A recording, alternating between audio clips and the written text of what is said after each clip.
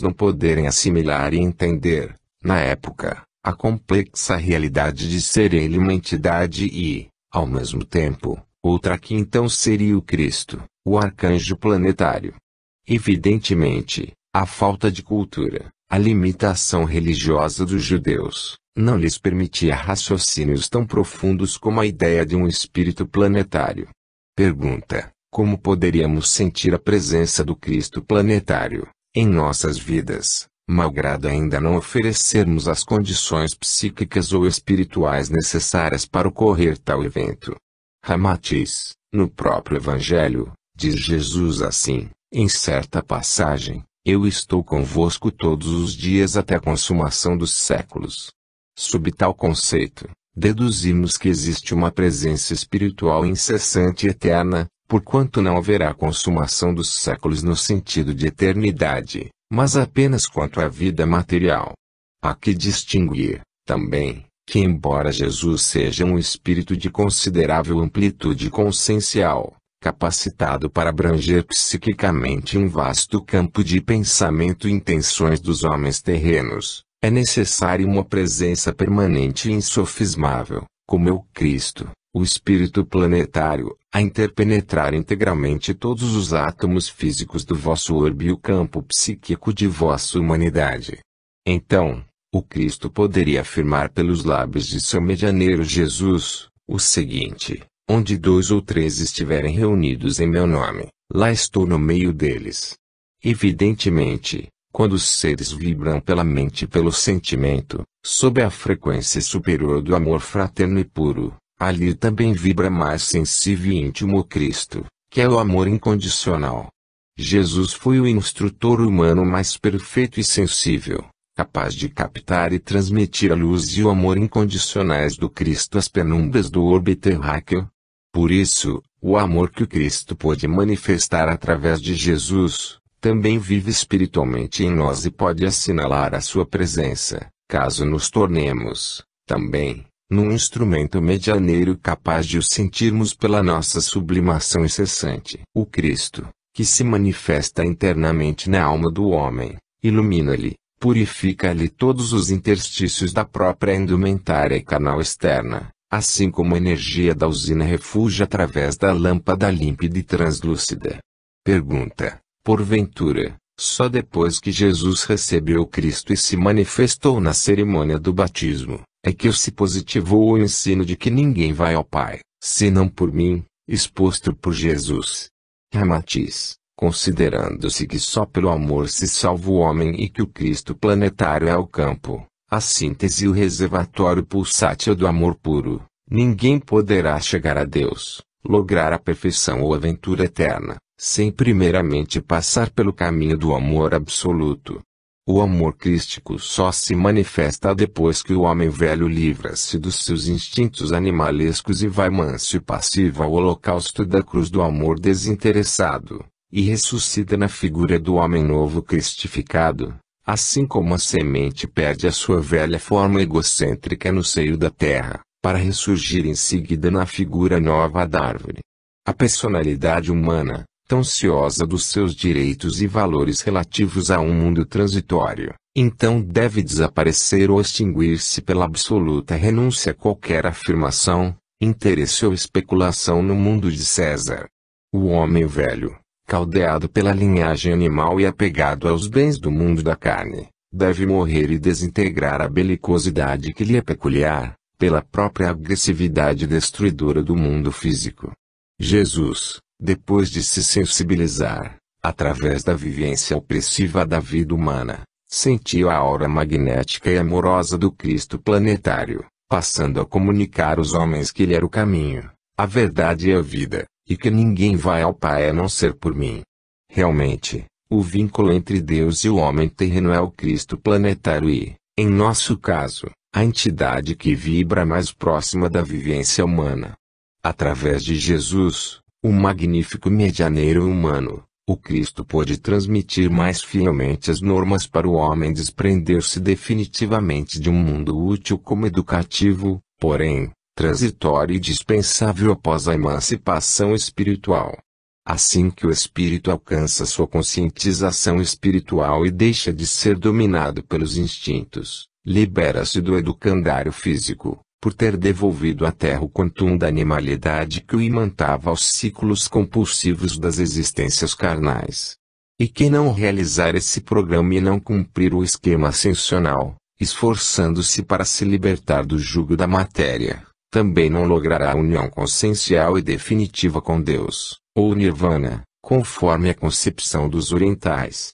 Sem dúvida, não irá ao Pai quem não conseguir acompanhar Jesus no roteiro que viveu com absoluto desprendimento e consciência perfeita da missão, em demonstrar o caminho crístico do amor para libertar as almas dos ciclos tristes das vidas transitórias na matéria. No madeiro da cruz, o símbolo do corpo físico, Jesus, o melhor ser do mundo, glorificou-se renascendo em espírito e verdade, e pela libertação definitiva do instinto de conservação da personalidade humana abriu a clareira de luz para a salvação de todos os homens. A vida e a paixão do inovidável Mestre Jesus, em sua renúncia suprema e sob a inspiração do amor crístico, selaram sobre a face da terra a síntese do curso sideral exato, que o espírito ignorante e simples deve cumprir na sua vivência didática, sob a pedagogia da vida carnal. Assim, ele demonstrou, pela sua origem pobre e simples, que a mais paupérrima criatura ainda pode ter, no futuro, uma realização espiritual angélica, bastando para isso integrar-se na vivência esquematizada pelo Evangelho. Toda a vida de Jesus resume-se em atos, pensamentos, comportamentos e serviços realizados pela dignidade, sabedoria e amor, configurando as atitudes e atividades corretas, que devem dominar o espírito na sua peregrinação evolutiva pelo mundo de formas. Daí a sua afirmação definitiva e insistente, de que era o caminho, a verdade e a vida, porquanto ele significava o próprio curso vivo de toda a pedagogia evolutiva espiritual da matéria. Pergunta: evidentemente, uma das normas de maior proficiência para o homem ajustar-se ao Evangelho de Jesus é o sentimento de humildade. Não é assim? Ramatiz: Jesus ensinou as reações mais afins à libertação espiritual, quando assim exclamava: se te tirarem a túnica, dá-lhe, também, a camisa, ama o próximo como a ti mesmo, faze aos outros o que queres que te façam, e se teu adversário obrigar-te a andar uma milha, vai mais uma com ele. Assim, esquematizou perfeitamente o desprendimento total e necessário das nossas concepções comuns e egoístas do mundo físico, demonstrando a conduta imprescindível para o espírito poder libertar-se do jugo fascinante, mas ilusório da matéria. Não basta essa vivência tão sacrificial e desprendida, mesmo que o homem doe tudo de si a outrem, caso ele ainda não esteja possuído de tanta humildade, que possa perdoar a todos os seus adversários e autores de sua própria infelicidade. Zombado, acanalhado, caluniado e infamado pelas ingratidões de amigos mais estimados, dominados pelo orgulho, vaidade, e ciúme, ambições, inveja e avareza, ainda é preciso que o iniciado na didática do Evangelho tenha consciência do benefício e do seu martírio, opondo a sua chancela límpida de ressentimento, de perdoar tanto quanto Cristo perdoou.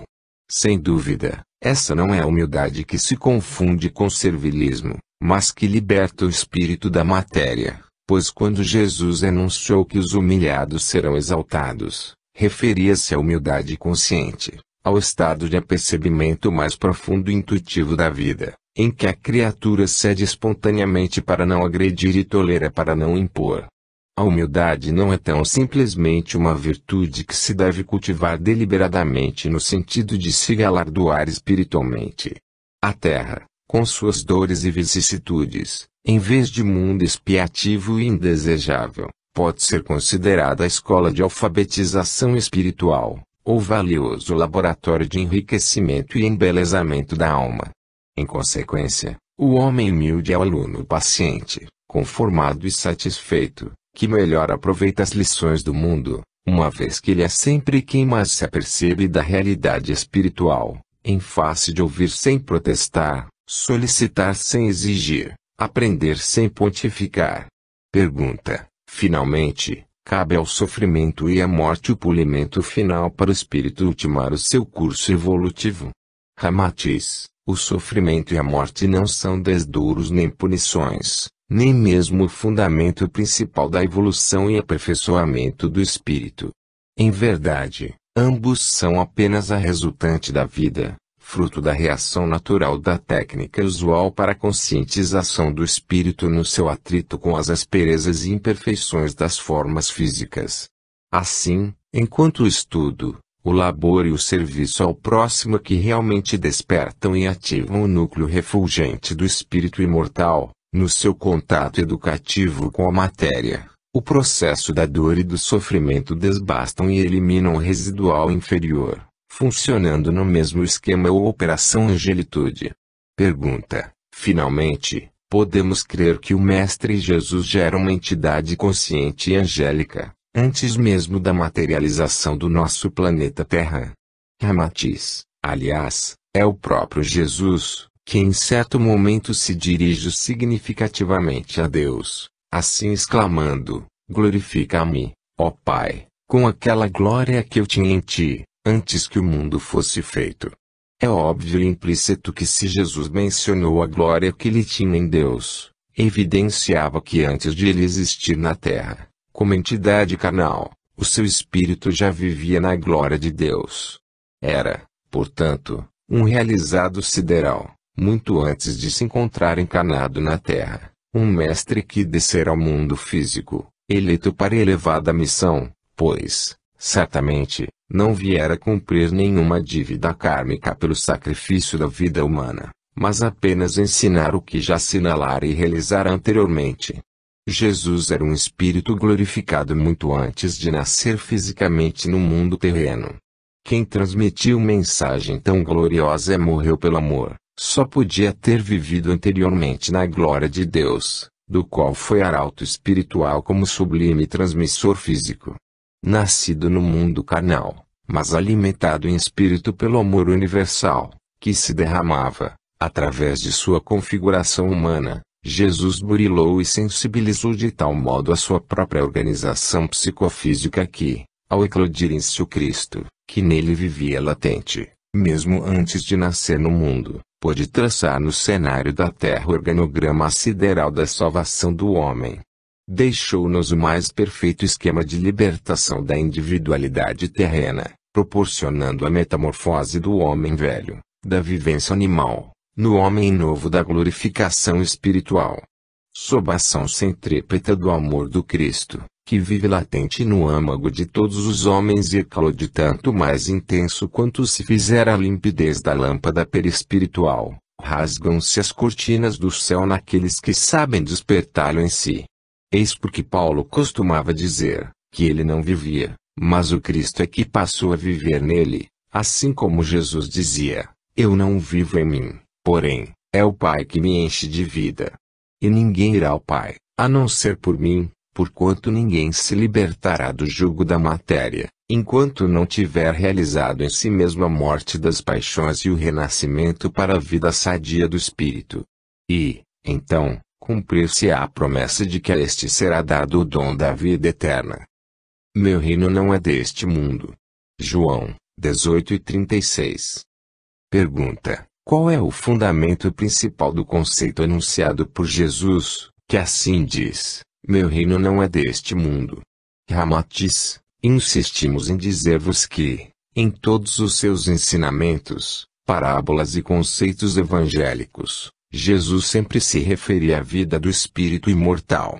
Ele atuava inegavelmente como avançado instrutor espiritual, que jamais devia desperdiçar o seu precioso tempo demorando-se no exame da vida transitória na face do orbe físico.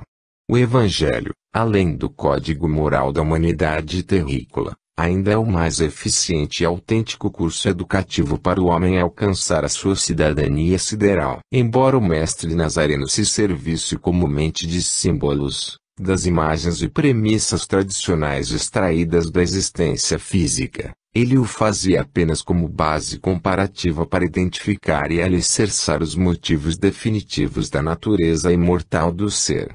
Usava o princípio didático do próximo para o remoto, e do conhecido para o desconhecido. Sob o invólucro poético e pitoresco de suas parábolas, oculta-se a verdadeira senda para a vida do espírito imortal. Assim, no fundamento principal do seu conceito evangélico, meu reino não é deste mundo, Jesus fixou a própria natureza dos seus ensinamentos, esclarecendo que viera expor e ensinar o esquema da vida eterna, ou seja, da libertação do espírito do campo da energia condensada para o campo da energia livre. Pergunta: porventura, Jesus não teria anatematizado a nossa vida material, ao demonstrar que só lhe interessava e era importante a vivência espiritual?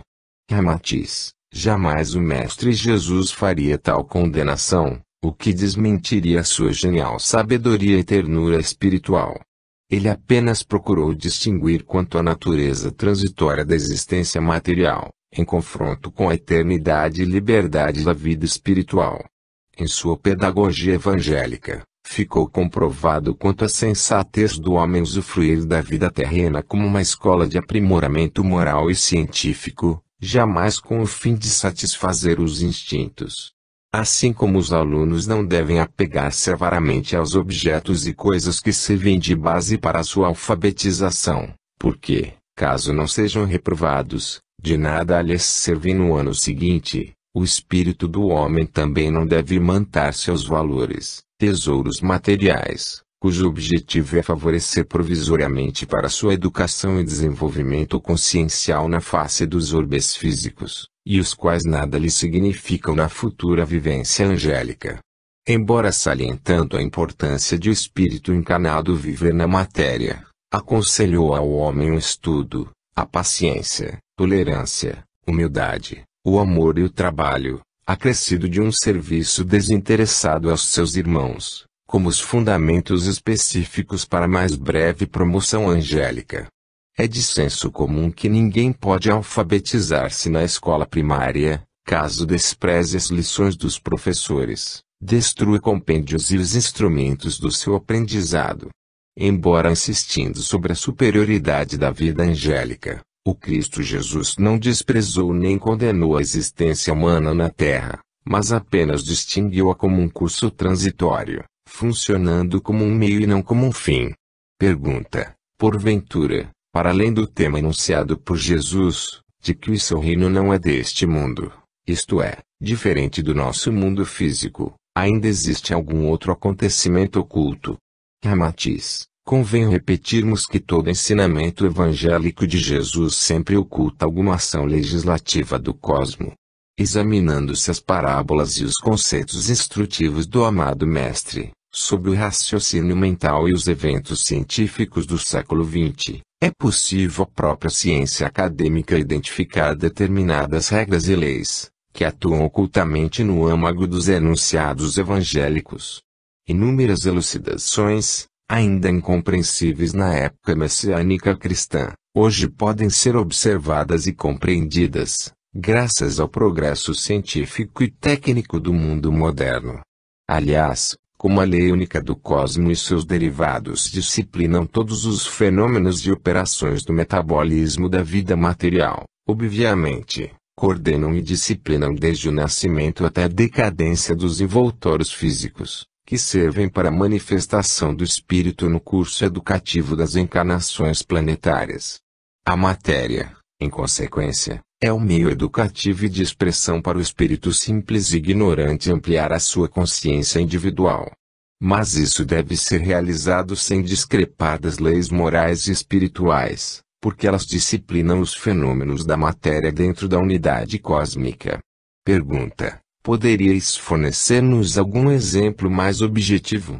Ramatiz: qual é o estado normal do ar? Sem dúvida, é o de livremente se expandir. Mas quando o ar é comprimido em recipientes materiais, seja para encher um pneumático de automóvel ou para expelir o líquido perfumado de um spray, ele então suporta uma condição anômala e contrária à sua verdadeira natureza. Diríamos que o ar comprimido, o preço ilimitado aos contornos do recipiente que o contém, permanece numa condição antinatural. Nota do médium. Ramatiz aborda esse tema de energia livre também no capítulo Sede Perfeitos, em face de sua preocupação de melhor esclarecer os assuntos complexos da vida espiritual. Aliás, é de sua apreciação costumeira, sempre retornar com novas considerações sobre os mesmos temas e conceitos já manuseados em obras ou capítulos anteriores, como aqui ocorre, a fim de tornar melhor compreensível o fundamento de suas mensagens mediúnicas, mais didáticas do que propriamente especulativas. Fim da nota. Sob igual dedução, também diríamos que o estado anômalo, que a energia livre sofre condensada e aprisionada nos cárceres das formas físicas, também é uma situação transitória. A radioatividade, por exemplo, é a fuga desesperada da energia encarcerada e compactada em certos elementos químicos, no esforço titânico para readquirir a sua liberdade absoluta e natural. O fragmento de rádio, que se transforma incessantemente em chumbo, libertando energias, os raios beta e partículas mais simples, podem ser comparados à ânsia espiritual de o ser imortal libertar-se do chumbado peso do mundo da matéria. É evidente que Jesus também enunciava um fato científico, ao advertir que meu reino não é deste mundo, isto é, de um mundo material e transitório. O seu reino é real, indestrutível e limitado, como é o reino superior da energia espiritual. O mundo de César é o mundo efêmero existindo sob breve compactação energética, se considerarmos o tempo infinito, cujas formas, visíveis aos sentidos físicos, tendem a se volatilizar em partículas desaparecendo do exame real dos mesmos sentidos carnais. Pergunta: embora Jesus tenha distinguido perfeitamente o mundo da energia comprimida, em comparação com o reino da energia livre, ou seja, o mundo de César e o reino de Deus, ainda há mais algum ensinamento além desse aspecto? Ramatiz: na época de Jesus os homens ainda não podiam compenetrar-se do sentido oculto de suas elucidações sobre uma vivência superior, cuja possibilidade de entendimento ultrapassava a compreensão da existência humana tão primária. O amado mestre servia-se das imagens e das coisas, que aconteciam sobre a vida cotidiana, a fim de firmar e ativar os preceitos próprios da doutrina oculta. Tratando-se de um notável e sábio profeta sideral, conhecedor profundo do metabolismo da vida do Espírito Eterno, Jesus preparava a mente do homem de sua época, com os objetos e fenômenos do mundo sensível e transitório, para depois sensibilizá-lo até a perceber-se da realidade do estado angélico. Mas, em face do progresso técnico e das descobertas científicas, pela pesquisa intensa no próprio campo de forças ocultas da energia, a humanidade terrena já pode vislumbrar, atualmente, entre o que Jesus disse e, realmente, porque ele disse. Na oferenda sacrificial de sua vida, Jesus demonstrou seu total desapego ao mundo material, assim, salientando até o extremo possível, no que se constitui o processo libertador de encarnação por encarnação. Somente os tolos persistirão em viver apegados ao artificialismo da vida ilusória da matéria, depois de conhecerem, moral e cientificamente, o que é real, autêntico e definitivo ensinado por Jesus. Cumprindo a sua missão sublime de mentor e psicólogo sideral, e conhecedor atuante em todos os campos da vida, Jesus dizia e vivia os seus ensinos morais, modelando-os como devem ser na vivência espiritual, e o fez nas condições mais honestas e estoicas realizadas na matéria, para o esclarecimento angélico da humanidade. Atualmente, os exegetas já podem distinguir e identificar que, sob os seus postulados de moral espiritual, existem e permanecem os fundamentos científicos derivados da própria lei do cosmo. Consequentemente, uma porcentagem diminuta da humanidade tem procurado cumprir os ensinos que Jesus disse, mas, doravante, deve cientificar-se de qual motivo porque ele disse. Em sua tarefa messiânica, Jesus expôs como deve ser a moral do espírito angélico, e, Através da pesquisa científica moderna, o homem do século XX saberá descobrir a estrutura que sustenta a miniatura do cosmo. Pergunta: em face da profundidade do tema de que o Evangelho, na exposição de seus princípios e conceitos, lembra a própria lei do cosmo, ainda poderíeis estender-vos sobre assunto tão elevado? Ramatiz: o homem antigamente aceitava a verdade de que o reino do Cristo não era o mundo material, porque isso era dito por um instrutor espiritual reconhecido como um elevado líder da humanidade. Mas, hoje, após os eventos científicos da eletrônica, o domínio do átomo e da energia nuclear, o intercâmbio lunar, o conhecimento e a identificação dos raios cósmicos e a era dos computadores e robôs, além da auscultação pulsativa das galáxias, então já é possível verificar se o fabuloso poder criativo que existe no mundo das energias ocultas superando a aparente letargia da matéria. Em consequência, também é viável a perfeita distinção entre o mundo físico de César e o mundo dinâmico espiritual de Deus, ou seja, o transitório e inferior, do autêntico, eterno e superior. O certo é que Jesus conhecia isso em sua época messiânica, embora revestisse o seu conteúdo esotérico de palavras simbólicas e parábolas adequadas para a época. Ele se engrandece e a sua figura avulta-se, dia a dia, mais pelo que os sábios terrenos comprovam de sua sabedoria do cientificismo inalterável do Evangelho, do que mesmo pela sua pregação incomum de avançado instrutor moral da humanidade. Pouco a pouco, o homem perspicaz e sensato apercebe-se de que já é uma estultícia viver sem o Cristo, porque o Cristo permanece na intimidade de todos os pensamentos, ideias, atos místicos, religiosos, filosóficos e morais. O homem de inteligência comum já se apercebe que o Cristo, realmente, é o caminho, a verdade e a vida. Todas as verdades descobertas pela ciência terrícola, em qualquer latitude geográfica ou campo de atividade humana, evidenciam em sua intimidade o zelo característico do Cristo, indicando que a única solução capaz de pacificar o mundo e unir os homens ainda é através do amor incondicional. Líder e mestre incontestável, induz-nos a crer nela com segurança e seguir os seus ensinamentos, por ser a única maneira de o homem libertar-se dos ciclos encarnatórios. Em vez de os homens estagnarem no artificialismo da vida material transitória, enquanto destroem a civilização pelas forças enfermiças do ódio, eles poderiam criar aventura humana, através das energias sublimes do amor. O amor, que salva e redime o homem, é a saúde espiritual dos que reinam e se conformam com as vicissitudes e as dores da carne, sem desejos de vingança. O ódio, que destrói e intoxica, e a enfermidade da alma sob a imantação do atavismo animal. Por isso, o Evangelho do Cristo é, especificamente, um tratado da saúde da alma, porque modificando o campo moral do ser, muda, também, a frequência vibratória do espírito e o ajusta cientificamente à pulsação harmoniosa e eterna do próprio cosmo. Em consequência, o Evangelho, além de código moral também, um tratado profundamente científico das leis cósmicas, que operam na intimidade de cada ser, conforme a sua frequência vibratória e graduação espiritual. Pergunta: quando Jesus menciona que meu reino não é deste mundo, isto ajusta-se à mesma interpretação doutrinária, caso ele dissesse, meu reino não é deste reino ou meu mundo não é deste mundo?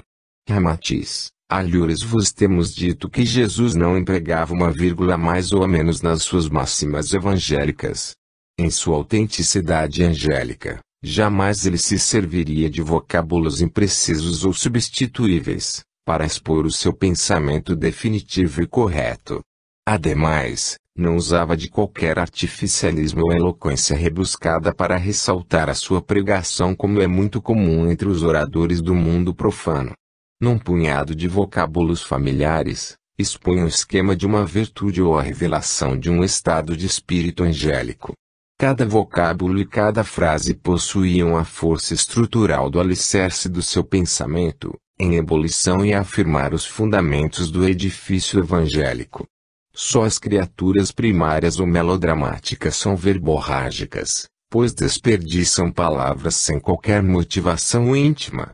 Os indecisos e insensatos é que oferecem uma frase gráfica ou verbal, sob a vestimenta rota das palavras e dos vocábulos inadequados, para então expressar a natureza dos seus pensamentos. Os verdadeiros sábios são singelos e comunicativos na sua exposição mental. Só um homem presunçoso apela para excentricidade, frases complexas e acadêmicas para tornar mais difícil o que diz, crente de que o julgam mais sábio, por ser mais difícil de se fazer entender. Isso é tão frequente pela demonstração medíocre e a verbosidade vazia de líderes de grupos e facções políticas, que se verifica no curso das ambições dos homens atuais. Há, portanto, grande diferença de sentido entre o vocábulo mundo e reino com que Jesus vestiu tão corretamente o seu enunciado espiritual. A palavra mundo expressa o universo físico criado, o qual pode ser concretizado pelos desejos e sentidos humanos. O mundo é para todos e a terra, portanto, é para todos os terrícolas, ou seja, é o mundo dos homens terrenos. Quando dizeis, aí na terra, que fulano é um homem do mundo, isso se refere ao indivíduo dado aos prazeres e à satisfação de todos os desejos, o qual vive de modo exclusivamente físico e ávido de gozo incessante. Ele é, então, um homem do mundo, mas esse mundo é de todos e, o que é pior, o mundo transitório. A palavra reino, enunciada e distinguida por Jesus, refere-se mais propriamente à ideia de um estado, diríamos, equivalente àquilo que a ciência moderna chama de teoria de campo. Esse reino ou campo, uma forma de energia ou conjunto de leis e princípios, que governam todos os fenômenos ali ocorridos. Somos todos vassalos das leis e princípios do reino de Deus, desse campo universal sublime de que seremos futuros participantes quando lograrmos as condições necessárias para o habitarmos. É, enfim, uma comunidade algo aristocrática e disciplinada por um comando supremo acima de tolas vulgaridades do mundo humano. Os próprios reinos mineral, vegetal e animal, nos seus agrupamentos de corpos e seres, são disciplinados e governados intimamente por leis, que os conduzem para expressões cada vez mais requintadas. Evidentemente, Jesus referiu que o meu reino, onde ele vive, é um estado diferente, em que o espírito cria, porque já obteve a sua vitória completa sobre os instintos escravizantes. Subentende-se que o reino é definitivo e o mundo transitório, em que o primeiro vibra sob o governo e exige uma eletividade específica para habitá-lo, e o segundo é de quem mais sabe impor-se pela sua força, astúcia ou condição pessoal. É de senso comum que o maior conquistador do mundo não é quem derrota muitos homens ou povos, porém, quem primeiro derrota suas próprias mazelas e paixões. No conceito meu reino não é deste mundo, Jesus procurou focalizar-nos a imagem diferencial, em que o mundo é a matéria transitória e o reino um estado real e inalterável, porque se constitui de energia, sob o controle das mentes, cuja vontade e amor já se desenvolveram ao ponto de só proporcionarem aventura alheia. Pergunta: qual seria o sentido mais evidente ou particularizado, quando Jesus assim responde a Pilatos, meu reino não é deste mundo? Ele ainda teria insinuado algo além do conceito do reino na energia livre do espírito, em contraste com o mundo comum da matéria, ou da energia compactada. Ramatiz, narra o Evangelho de João que, tendo Pilatos entrado no palácio e feito vir Jesus à sua presença, então perguntou-lhe, és o rei dos judeus? Respondeu-lhe Jesus, meu reino não é deste mundo. Se meu reino fosse deste mundo, a minha gente houvera combatido para impedir que eu caísse nas mãos dos judeus, mas o meu reino não é daqui. Disse-lhe Pilatos, então, és, pois, rei? Jesus lhe respondeu, tu dizes, sou rei, não nasci e não vim a este mundo senão para dar testemunho da verdade. Aquele que pertence à verdade escuta a minha voz. É evidente que nesse curso de palavras Jesus distingue um reino ou vivência superior, disciplinada e dirigida, convenientemente, tal qual uma nação terrícola é amparada por certo governante. Em oposição, ele figura um mundo habitado por todos os homens e concitados por paixões, interesses, competições e vícios, uma vivência indisciplinada sob o egoísmo individual.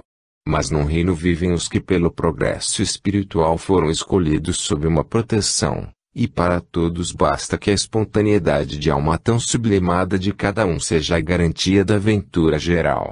Mas o mundo subentende-se um local de satisfações, gozos, paixões imediatas e indisciplinadas, as quais se manifestam conforme a índole e a graduação de cada homem. Respondendo a Pilatos, que era rei, Jesus servia-se do sentido figurativo do próprio vocábulo para enunciar sua hierarquia de espírito liberto das contingências humanas, embora decidido a cumprir até o final a sua missão sacrificial para a libertação dos homens. Só o rei governa-se a si mesmo, porque ele é um soberano, com o direito ao poder supremo e absoluto dado pelas leis. Jesus, portanto, como espírito emancipado e anjo de alto galardão, credenciado para o livre trânsito no universo, podia ser perfeitamente comparado ao rei com o poder absoluto, porque ele governava como um soberano a sua própria individualização espiritual. Aliás, ainda adverte, sou rei, não nasci e não vim a este mundo senão para dar testemunho da verdade, ajuizando que só um espírito é que não nasce, não cresce, nem morre, porque, sendo eterno, preexiste e sobrevive à transitória organização carnal. Jesus acentuava ser um rei espiritual, indestrutível e emancipado, não um rei homem, ainda limitado pelo nascimento e depois destruído pela morte física. Ele se afirmou um soberano do reino de Deus, um emancipado, completamente livre do Maya, ou da ilusão do mundo material.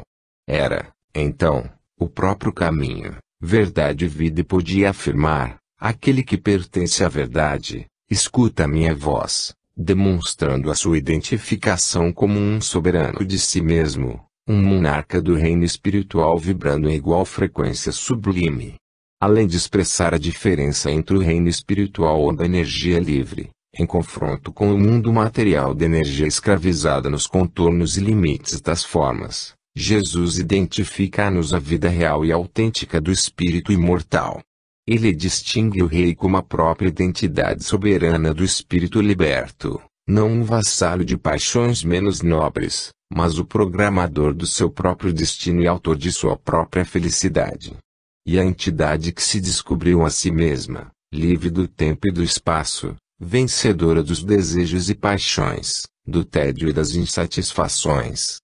Jesus, então, conforta o homem e semeia esperança na humanidade, ao informar sobre a vida futura, numa vivência de completo domínio espiritual. O espírito feliz autogoverna-se, sem qualquer preocupação da humanidade sideral, porque a sua contextura íntima já se ajusta à frequência da realidade, acima de qualquer ato ilusório, egoísta ou evidência espiritual. O espírito sublimado pode fazer o que quiser e o que lhe convier, após a sua libertação e emancipação dos ciclos reencarnatórios. Ele já descobriu a verdade e identificou-a em si mesmo e, por esse motivo, jamais cometerá erro ou quaisquer equívocos em prejuízo de outrem. Essa verdade é a arte de si mesmo, isto é, um fragmento do próprio Deus no homem. Pergunta: poderias definir-nos algo dessa aventura no reino de Deus? Ramatiz, a conceituação do Cristo Jesus convidando o homem a ser perfeito, como perfeito é o Pai, indica-lhe a meta definitiva e venturosa, pois há de ser tão feliz como feliz deveríamos conceber a natureza divina. Embora não possamos dizer que Deus é feliz, porque não dispomos de uma unidade de medida exata, que nos proporcione a ideia do oposto infeliz, sabemos, através de Jesus, que o homem perfeito é o homem absolutamente feliz, porque ele já desenvolveu em si mesmo o fundamento divino de Deus. Enquanto o espírito do homem não alcançar essa perfeição e o conhecimento da verdade, ele ainda opera no plano dos contrastes e sujeito a medidas, limites dados pelo tempo e espaço, que obrigam a um incessante desgaste energético e uma estabilidade insatisfatória. Mas assim que atinge a realeza notificada por Jesus, quando passa a atuar absolutamente livre de quaisquer contingências ou coações exteriores, então é o anjo tendo à sua disposição um campo de energias sutilíssimas, que jamais se desgastam ou se modificam sem sua própria vontade. Sem dúvida, as energias, quanto mais puras e sutis, também são mais afins ao espírito mais eletivo, às vibrações criativas de Deus. No reino de Deus, ou no seio da verdade absoluta, que é a fonte da vida em todo o universo, a aventura é um estado de espírito, e não fruto da posse ou propriedade particular. No primeiro caso, é preciso o espírito adquirir, treinar e afinar o seu estado íntimo no uso dos objetos e no intercâmbio do mundo físico. No segundo caso, o estado de posse é precário, satura logo, porquanto a retenção de um lote de terra, uma fartura de ouro ou luxuoso veículo, malgrado a diferença ilusória do ser, é sempre um estado de espírito transitório e sem valor definitivo, porque é tão somente posse ou poder precário. Através de todos os fenômenos e acontecimentos com que o espírito do homem entra em contato com a faculdade dos 5 sentidos físicos, vale tão somente a concentração, intensificação e catalisação energética, que lhe proporcione um sentido ou faculdade em comum cada vez mais sublime. Não é a extensão e o valor dos bens, que mobiliza e administra, o que lhe produz favorecimentos e venturas, caso se trate exclusivamente da escravidão peculiar da posse. A posse é um estado de espírito, que converge numa falsa aventura para determinado objeto, coisa ao ser no mundo transitório. Portanto, a posse diminuta ou imensurável não significa aventura, pois as coisas inanimadas ou provisórias, jamais podem proporcionar a felicidade para quem é eterno. Não é a duradoura aventura que depende da existência de objetos, coisas ou seres, para proporcionar alegria e satisfações. Essas coisas têm uma existência própria e limitada, mas não podem transmitir qualquer prazer duradouro, além do que nós mesmos a elas nos condicionamos. Em consequência, a verdadeira alegria e o júbilo do espírito hão de ser firmados e derivados de um estado de absoluta libertação de quaisquer fatores ou valores ainda determinados pelo tempo e espaço.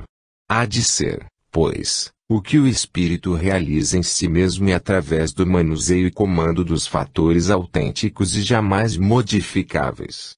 Uma libertação absoluta não pode depender de nenhum valor alfa ou ômega no universo. Não é o que existe além de si mesmo que causa a felicidade, porém, o que existe jamais se fragmenta na própria intimidade, o espírito. A aventura do reino de Deus é um estado do espírito de absoluta libertação sem qualquer vislumbre de posse, a quem ou além de si. A beatitude ou nirvana da tradição oriental não é a imobilidade ou fusão com o espírito cósmico de Deus, porém, o poder absoluto sem a posse, a liberdade absoluta sem o desejo, a paz de existir sem ferir-se ou ferir. A paz do espírito da consciência divinizada é como uma lâmpada translúcida, jorrando eternamente a luz do Senhor. A aventura impossível de ser delineada sob a veste das palavras humanas, é a inconcebível doação criativa incondicional, num eterno ser pulsando na mesma diástole e sístole do Criador. Não se pode servir a Deus e a Mamon. Lucas 16:13. Pergunta: qual é o sentido e ação da lei, em relação ao conceito evangélico de Jesus que assim enuncia: não se pode servir a Deus e a Mamon? Ramatiz: apesar da existência de uma só unidade divina, ou seja, a suprema lei do universo, que governa e disciplina os fenômenos da vida espiritual e física, o espírito do homem parte da dualidade, ou do contraste, para, então, se ajustar conscientemente ao monismo de Deus. Ele desperta a sua consciência individual percorrendo a senda da evolução espiritual, baseado no conhecimento e domínio das formas, mas sempre balizado pelo dualismo das margens opostas. A sua noção de existir, como alguém destacado no seio da divindade, Firma-se, pouco a pouco, nas convenções de positivo e negativo, branco e preto, sádio e enfermo, masculino e feminino, direito e torto, acerto e erro, virtude e pecado. É a chamada lei dos contrários, tão aceita pelos hermetistas. Conforme já explicamos alhures, embora Jesus tenha firmado seus ensinamentos evangélicos nos acontecimentos e nas configurações físicas da vivência humana, em suas parábolas oculta-se a síntese das leis eternas que disciplinam criativamente o cosmo. Assim, no enunciado evangélico de que não se pode servir a Deus e a Mamon, Jesus expressa, intencionalmente, nesse contraste, as leis que regem ambos os mundos espiritual e material. O reino de Deus, configurando que a verdadeira vida do espírito imortal é uma resultante do mundo material e se rege por outras leis infinitas e imutáveis, apesar do dualismo, pela unidade. O homem consegue a libertação vivendo na matéria, conforme as leis espirituais expressas por Jesus em sua romagem terrena. Em matriz original, que plasma o cenário de formas do mundo de Mamon, como um invólucro exterior, mas provisório e conhecido como universo físico, o qual se constitui por galáxias, constelações, astros, planetas, satélites e asteroides. É o palco educativo, para os espíritos virgens, simples e ignorantes modelarem e organizarem a sua consciência individual, até possuírem a noção de existir no seio de Deus. Pergunta: mas esse ensinamento evangélico de que não se pode servir a Deus e a Mamon, não implica uma rasa separação de dois mundos conflitantes e opostos, onde apenas se valoriza o reino do espírito, mas se condena o desprezível mundo da matéria? Ramatiz: já vos dissemos que Deus é único e universo monista. Assim, jamais pode haver conflitos na concepção de dois mundos, os quais permanecem constituindo o mesmo cosmo. Trata-se apenas de um propósito educativo e conciliador, concebido pelos próprios líderes espiritualistas, a fim de se distinguir as diferentes operações legislativas que atuam em polos opostos, mas visando sempre o melhor conhecimento da unidade divina. Não há separação absoluta entre o reino de Deus e o mundo de Mamon, mas apenas se distinguem dois modos de vivência aparentemente opostos entre si, e que, no entanto, não modificam a unidade fundamental da vida cósmica.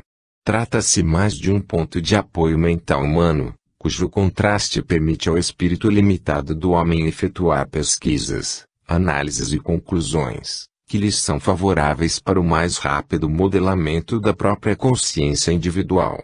O espírito trabalha, objetivamente, no mundo de Mamon, numa pesquisa e observação centrípeta, a fim de ao mesmo tempo, organizar e aperfeiçoar a forma, mas, por intuição, ele sente cada vez mais e melhor a natureza centrífuga e real de Deus. O instinto animal, que opera através das leis fisiológicas, mas é excessivamente cego, modela o organismo canal para o espírito poder atuar no mundo de Mamon, exercendo a sua ação de modo particular e condicionado. Em consequência, na sua focalização humana no cenário do mundo físico, o espírito precisa lutar, veemente e sacrificialmente, para poder impor os seus princípios espirituais superiores sobre as tendências animais instintivas inferiores. É como o cavalo selvagem bravio, que tem de ser domado para, então, ser utilizado na tração útil de carros ou como montaria. Sob a força do instinto animal de conservação do indivíduo, o espírito arrecada e acumula bens e valores, aliciados incessantemente no mundo exterior, a fim de ativar e compor o núcleo de sua consciência pessoal, que é preenchida pelas experiências e conclusões no educativo intercâmbio psicofísico.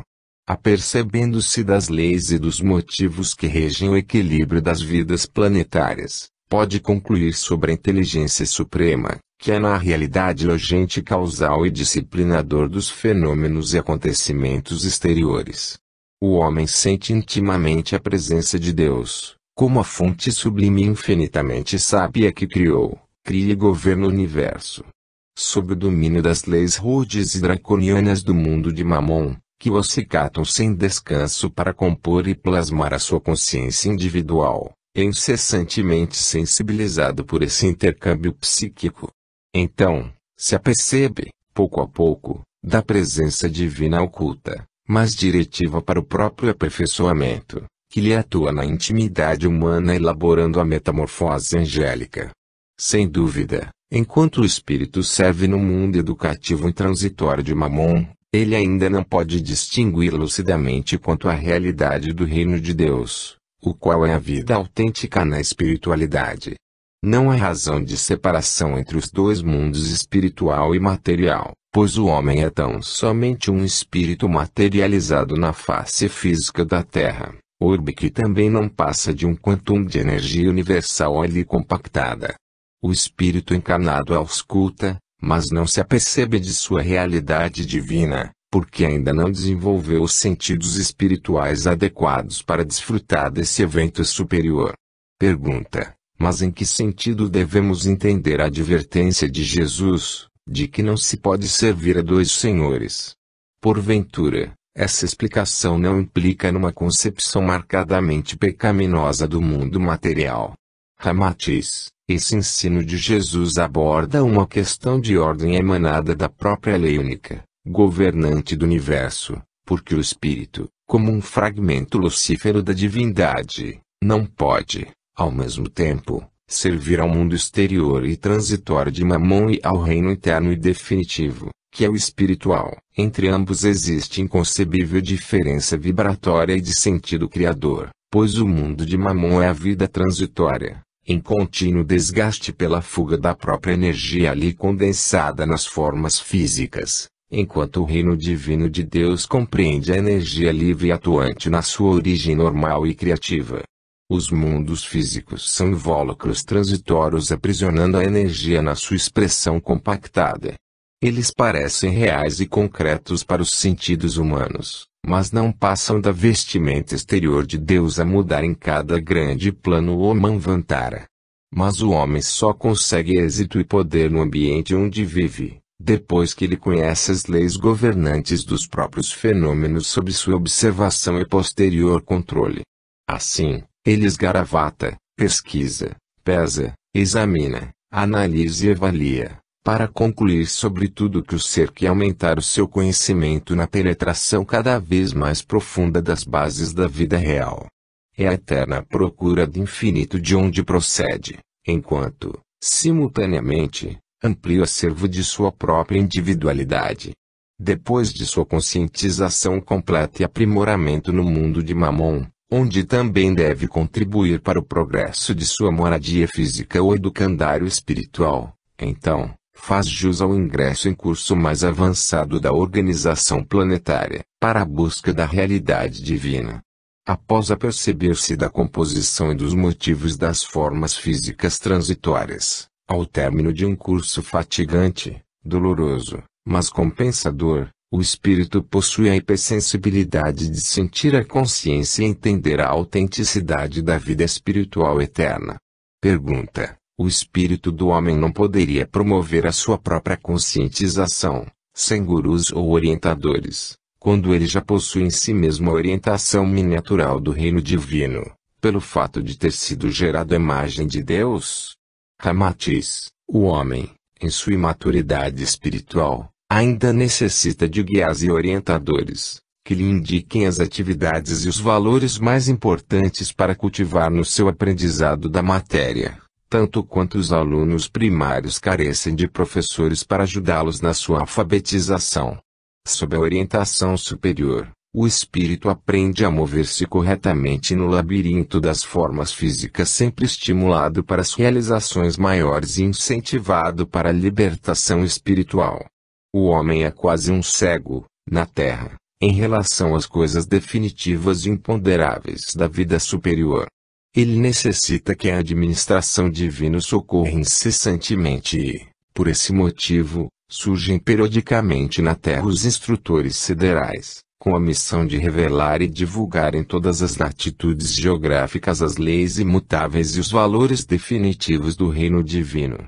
Assim, Em épocas oportunas, surgiram no vosso orbe os grandes instrutores da humanidade, como Fui, Confúcio e Lao Tse, na China, Antúlio, na Atlântida, Moisés, na Hebreia, Orfeu, na Grécia, Krishna, na Índia, Hermes, no Egito, Maomé, entre os árabes, Buda, na Ásia, e, finalmente, Jesus, o sintetizador dos ensinamentos de todos os seus precursores enfeixados no sublime código moral do Evangelho. Assim, examinando-se os postulados e as revelações esclarecedoras de todos os mestres da espiritualidade, deparamos sob o invólucro dos seus ensinamentos libertadores e apropriados a cada raça, o mesmo sentido legislativo e sideral, esclarecendo que o homem não pode servir a dois senhores, simultaneamente. O Mestre Jesus não proclamou, textual e peremptoriamente, assim, não deveis servir a Mamon, mas anunciou, com demasiada clareza, que não se deve servir a dois senhores ao mesmo tempo. É algo parecido ao velho adágio da sabedoria popular, que assim diz: não se pode tocar flauta e, ao mesmo tempo, assoviar. O mestre não condenou o modo de vida material, nem sequer advertiu para o homem devotar-se exclusivamente ao mundo espiritual, mas predicou quanto à sensatez de ele libertar-se do mundo de Mamon, o qual é fruto da necessidade pedagógica para sua graduação consciencial. Advertiu sobre o desgaste e a confusão do espírito, quando ele ainda se deixa escravizar pelo mundo educativo intransitório de Mamon, quando já poderia cultuar e viver os valores preciosos e definitivos do reino divino. Pergunta: poderias expor-nos outras considerações sobre essa noção de o homem poder cultuar o reino divino, mas ainda se escravizar ao mundo de Mamon? Ramatiz: o mundo terreno, que significa a vestimenta externa de Deus, é semelhante a uma escola primária, onde os óbices e valores de sua natureza provisória funcionam como instrumentos para o aluno espiritual alfabetizar-se e promover-se para outro educandário mais evoluído. A incoerência se verifica, quando o espírito já manuseou toda a matéria do curso pedagógico transitório da matéria, mas ainda se obstina em apegar-se ambiciosamente ao mesmo ambiente e às lições dispensáveis e ultrapassadas. Lembraria o caso dos alunos de escolas primárias terrenas que, depois de alfabetizados convenientemente, ainda teimam em carregar, simultaneamente, lápis, borracha, ardósias e livros obsoletos, só pelo prazer de ver e rever as mesmas figurinhas e histórias que os encantavam nos primórdios do seu aprendizado. O homem deve apurar o conhecimento obtido na face dos mundos materiais, à luz da intuição e da inspiração que lhe vem, incessantemente, de seu íntimo. Deve saber ouvir a voz do silêncio, que lhe vibra no âmago do espírito, o convite divino para sua mais breve libertação do jugo atávico das formas do mundo provisório. Quem já pressente a realidade da verdadeira vida do espírito imortal, é sempre um infeliz, se ainda persiste na vinculação aos interesses inferiores do mundo ilusório de Mamon. Então, isola-se prejudicialmente da sublime atração do reino angélico, aquele que se prende com unhas e dentes às especulações inferiores das competições humanas pelos bens que as traças comem e a ferrugem rói. Em consequência, Jesus preocupou-se fundamentalmente em esclarecer quanto ao equívoco de alguns servirem ao mesmo tempo a Deus e a Mamon, a fim de evitarem a confusão do culto a duas naturezas opostas, como são o espírito e a matéria. Embora as leis da matéria sirvam para a evolução do espírito, pouco lhe adiantam na vida espiritual, salvo sabendo aproveitá-las no sentido libertador que ensinou o Mestre Jesus. Subsuilação filosófica: ninguém pode servir a dois senhores ao mesmo tempo, porque ou odiará um e amará o outro, ou se prenderá um e desprezará o outro. Por isso, Jesus Cristo insiste quanto à incoerência do espírito, ciente do reino definitivo e real de Deus, mas que ainda desperdiça o seu tempo e o precioso acervo espiritual no intercâmbio e entretenimento de bens e valores transitórios do mundo material de Mamon. É tolice o espírito encarnado ainda se escravizar fanaticamente aos valores e às riquezas efêmeras do mundo material, quando já pode cultuar o reino da realidade definitiva, que é Deus. A lagarta, depois que se transforma em irisada borboleta, jamais deve retornar de rastos pelo solo, porém alçar-se e insistir em voos cada vez mais amplos e venturosos.